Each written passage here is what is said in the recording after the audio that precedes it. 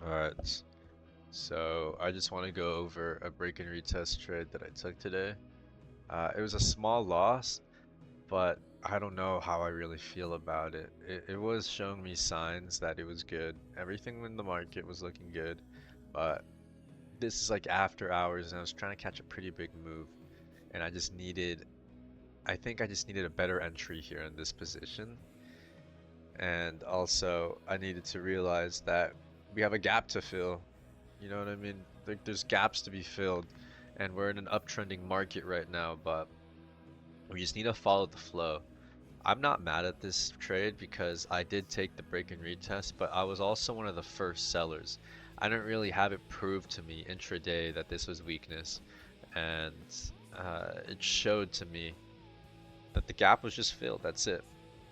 So basically, what happened was this was on Friday, and we had a drop right after close.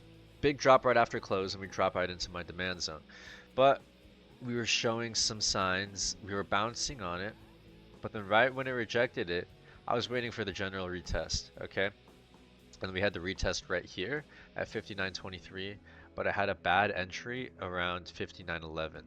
It's not that bad of an entry. The thing is that we're in after hours, you know, so we won't really get that big of a move, and that's exactly what happened.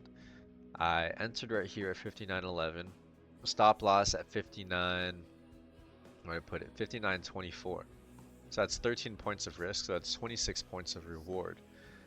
And 26 points of reward in a aftermarket session, pre-market session, it's not going to pan out that well, I'd say.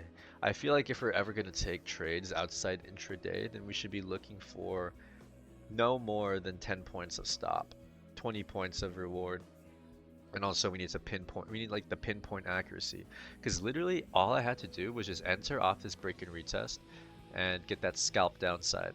You know, my entry was at 59.11 and then 13 points of risk. But all I had to do was enter probably around here. This was a good enough confirmation showing me that we came into the zone, 59.18, stop loss at 59.26. So that's about an 8-point stop, 16 points reward. And 59.02 we exit. 59.02. So yeah, that would have been good. But I'm not mad at this trade because one, we have the break and retest of a previous high, and it showed itself perfectly. I just mistimed it, okay? I just simply mistimed it. And on the Nasdaq, we had a break and retest of this strength, this zone right here, or this right here. So we had a break and retest of it too, but it was kind of small, more like a liquidity grab, sorry. And VIX, what I saw with the VIX was pretty telling to me. Actually, yeah, what I saw in the VIX was pretty telling to me. And we were starting, I needed to see some upside on this, but I didn't really get it. We saw double rejections. So we know that if we ever do approach this level here again, if we ever go to 1771, 17.4, if we start reaching these lower price levels, then I'm waiting for more of the bounce. But VIX has been rejecting this 19.28 level, so it's showing me that there was more upside on the day. And I think that if I just had a better entry on my position, that's really it. If I just had a better entry on this position right here, if I would enter on 59.17, 59.18, like around the 15 plus, honestly, and I could place my stop right here at 59.25, then things would have been good. But yeah, I'm feeling mixed about this trade. I'm not mad at myself for taking it because there were signals to get into it, but also I was the first buyer. I mean seller. Not the first seller. I was following the trend. But still, we just want to wait for pullbacks on this. I'm not mad at this again. Actually, let's think about this.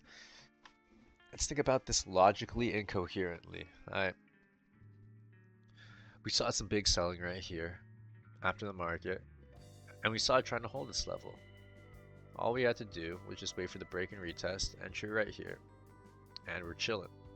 So, okay, moral of the day for this trade. We can't have more than like 12 points of risk especially in after hours pre-market sessions, because the volatility is not going to be present. And we also, I feel like this was the main move, right? This was the second leg, this was the third leg, this was the fourth leg. And after the fourth leg, we started to see some orders step up, and then a big rally during regular market trading hours. So let's just chill out a little bit. Let's make sure our stop losses pre-market or aftermarket are just a little bit tighter, okay? We just need to make it a little bit tighter. We can have these bigger ranges during intraday days, but yeah, let's just wait. Let's just wait for better entries on this. Entry is what we need on this. That's it.